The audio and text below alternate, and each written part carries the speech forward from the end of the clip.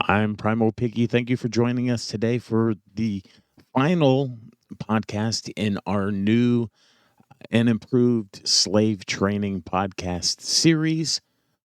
I'm Primal Piggy, and just thank you for joining us. It has been a really eye opening and really good series altogether. Um, Slave training means to adjust the slave's core attitudes and behaviors to be more in tune with the master's attitude and way of living. Uh, um, what really separates an MS or a master slave, Mr. Slave relationship dynamic from a regular DS Dom sub is that aspect of ownership. And nothing makes a slave feel more owned than being marked. This can be done with a variety of ways. This can be done with a collar, a piercing, a tattoo, or even a branding, or all of the above. The latter option has become more common in recent times as the procedure is safer and far less painful than in years past. Naming is another way to mark a slave. There are several valid reasons for choosing a new name for your slave. A slave has gone through its life with one name and it's built up a personality, at least in part, based on that name. It has a number of associations with it that have no bearing on your relationship together. A new name is a label which no qualities have been attached other than the qualities that you have trained within your slave. What happened before in their life is not relevant. Only what a slave does from now on. A master is a new beginning for a slave. Being collared is in some ways like being reborn. Um, there is another psychological reason for naming a slave. Everyone in its life calls it by its other name. By calling it something different, it can respond to you differently. The name becomes a lot like a collar, special, unique. Whether or not you name your slave is up to you. It should also be pointed out that anything given to a slave by a master can be taken away. You may remove a slave's name. You can change it. You can call it by a name it hates as a form of punishment. You own your slave, so you make the call. There are different kinds of collars. Oftentimes, there's like a training collar, or there may be a collar of protection.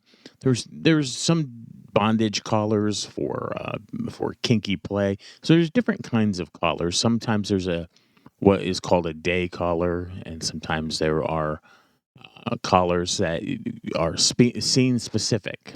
That collars that they put on in the privacy of your own home.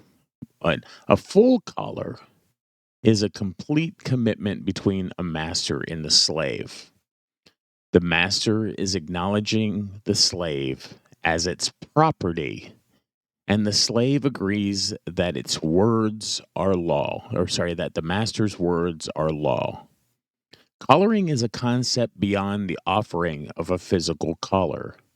There are many reasons why a master might not choose to mark his slave with an actual collar. For one thing, if the slave has a day job, a collar might not be part of the dress code, or he might want to mark it more permanently. Uh, Regardless of whether he chooses to collar or to mark in another way, a collar is oftentimes referred to as similar to a wedding ring. Yet it has a lot of vast differences. Collars are not like wedding rings. Wedding rings show a bond, a commitment in a relationship. And while collars do that somewhat, collars are all about ownership. So, um, So definitely, these are some different ways you may want to collar your slave. You may want to pierce its genitals. You may want to give it a certain tattoo or a brand of your mark, of perhaps your name. Perhaps you may want to uh, tattoo its identity on it. Slave, slut, whore, whatever you feel is appropriate. Regardless, you want to have something. Oftentimes, you want to have something that shows a mark of ownership. It helps reinforce the training that you have undergone, or that you have undergone with your slave, transforming your slave into your own personal property. I'm Primal Piggy. This was a short, just kind of wrapping up our slave training series.